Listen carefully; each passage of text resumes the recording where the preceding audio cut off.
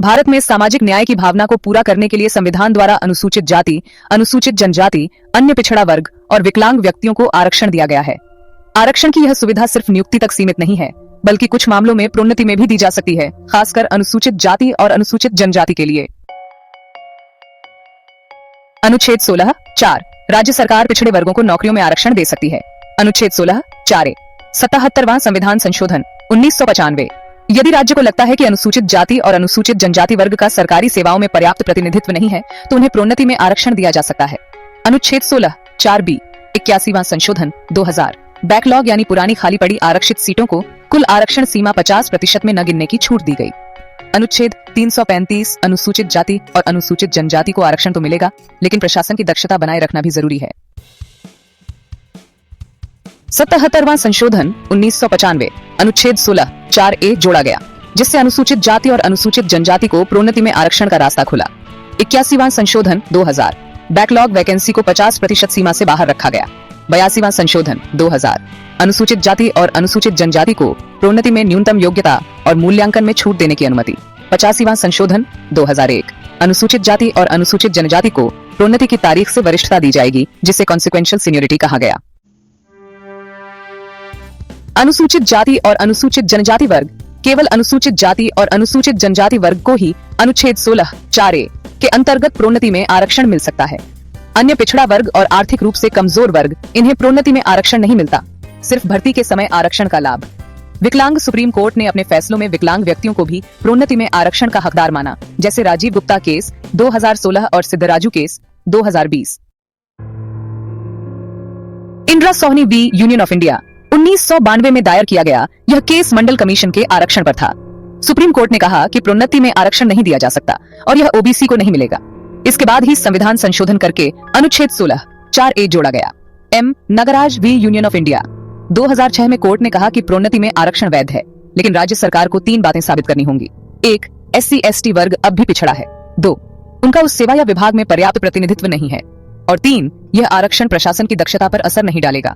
जॉर्नेल Singh we Lakshmi Narayan Gupta 2018 में court ने कहा कि SC/ST का पिछड़ापन अब बार बार साबित करने की जरूरत नहीं, लेकिन प्रतिनिधित्व और दक्षता की शर्तें अब भी जरूरी हैं। साथ ही कोर्ट ने कहा कि क्रीमी लेयर का सिद्धांत SC/ST प्रोन्नति में भी लागू हो सकता है। सरकार को कैडर स्तर पर ठोस आंकड़े देना अनिवार्य है, जिससे यह साबित किया जा सके कि SC/ST का पर्याप्त प्रतिनिधित्व नहीं है। बिना आंकड़ों के प्रोन्नति में आरक्षण नहीं दिया जा सकता, ये सुप्रीम कोर्ट का 2022 का निर्णय है। 85वें संशोधन के अनुसार SC/ST को यदि आरक्षण से प्रोन्नति मिलती है तो उन्हें प्रोन्नति की तारीख से वरिष्ठता मिलती है। इसे कॉन्सिक्वेंशियल सीनियरिटी कहते हैं। BK पवित्रा केस 2019 में सुप्रीम कोर्ट ने इसे वैध माना। राजीव गुप्ता केस 2016 और सिद्धराजू बनाम राज्य कर्नाटका 2020 में सुप्रीम कोर्ट ने कहा कि विकलांग व्यक्तियों को भी प्रोन्नति में आरक्षण मिलना चाहिए। यह अधिकार RPWD एक्ट 2016 के तहत आता है। सामान्यतः आरक्षण की अधिकतम सीमा 50% है, जैसा कि इंदिरा सोनी केस में बताया गया है, लेकिन बैकलॉग रिक्तियों को इस सीमा से अलग रखा जाता है, जैसा कि 81वें संशोधन में कहा गया है। कोर्ट ने कहा है कि अगर जरूरत हो तो थोड़े समय के लिए यह सीमा पार की जा सकती है, पर स्थायी नहीं। केंद्र सरकार और कुछ राज्य सरकारें अनुसूचित जाति और अनुसूचित जनजाति के लिए प्रोन्नति में आरक्षण लागू कर चुकी हैं। यह निर्णय प्रत्येक राज्य को अपने अपने आंकड़ों और जरूरतों के अनुसार लेना होता है।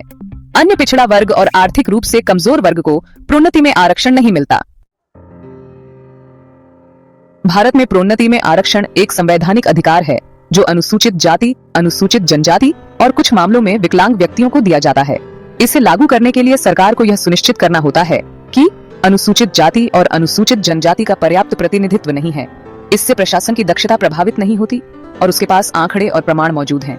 अन्य पिछड़ा वर्ग और आर्थिक रूप से कमजोर वर्ग को यह सुविधा नहीं मिलती और कोर्ट ने यह स्पष्ट किया है कि प्रोन्नति में आरक्षण आधिकारिक और तर्कसंगत डेटा पर आधारित होना चाहिए, न कि केवल वर्ग के आधार पर।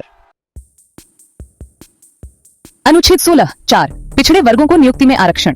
अनुच्छेद 16(4)(a) अनुसूचित जाति और अनुसूचित जनजाति को प्रोन्नति में आरक्षण। 77वां संशोधन 1995। अनुच्छेद 16(4)(b) बैकलॉग पदों को 50% सीमा से अलग किया गया। अनुच्छेद 335 दक्षता बनाए रखते हुए आरक्षण देना। 77वां यानी 1995 में अनुच्छेद 16(4)(a) जोड़ा गया, फिर 81वां 2000 में बैकलॉग वैकेंसी को 50% सीमा से बाहर रखा गया। 82वां 2000 में योग्यता में छूट की अनुमति दी गई और 85वां 2001 में वरिष्ठता प्रोन्नति की तारीख से लागू की गई, जिसे हम कॉन्सिक्वेंशियल सीनियोरिटी भी कहते हैं। इंदिरा साहनी 1992 में अन्य पिछड़ा वर्ग को प्रोन्नति में आरक्षण नहीं दिया गया और प्रोन्नति आरक्षण को असंवैधानिक कहा गया। फिर इमरा नागराज 2006 में प्रोन्नति में आरक्षण को वैध ठहराया गया, लेकिन 3 शर्तें जरूरी मानी गईं: पिछड़ापन, अपर्याप्त प्रतिनिधित्व और दक्षता पर असर नहीं। और जर्नैल सिंह 2018 में पिछड़ापन साबित करने की जरूरत नहीं मानी गई, लेकिन क्रीमी लेयर लागू हो सकती है। राजीव गुप्ता केस 2016 में और सिद्धराजू केस 2020 में आरपीडब्ल्यूडी एक्ट 2016 के तहत विकलांगों को भी प्रोन्नति में आरक्षण दिया गया। कैडर वॉर आंकड़े देना जरूरी, बिना डेटा के प्रोन्नति में आरक्षण नहीं। सुप्रीम कोर्ट निर्देश 2022 में फिर से पुष्टि। अनुसूचित जाति और अनुसूचित जनजाति को प्रोन्नति की तारीख से वरिष्ठता, बी के पवित्र केस 2019 वैध ठहराया गया। सामान्यतः 50% अधिकतम सीमा, बैकलॉग पदों को इस सीमा से बाहर रखा जा सकता है। SC ST हां, PWD हां, RPWD एक्ट, OBC नहीं, EWS नहीं।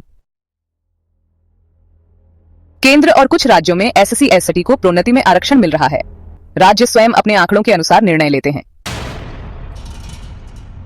नमस्कार, प्लीज वीडियो को लाइक, सब्सक्राइब, शेयर और कमेंट करना ना भूलें।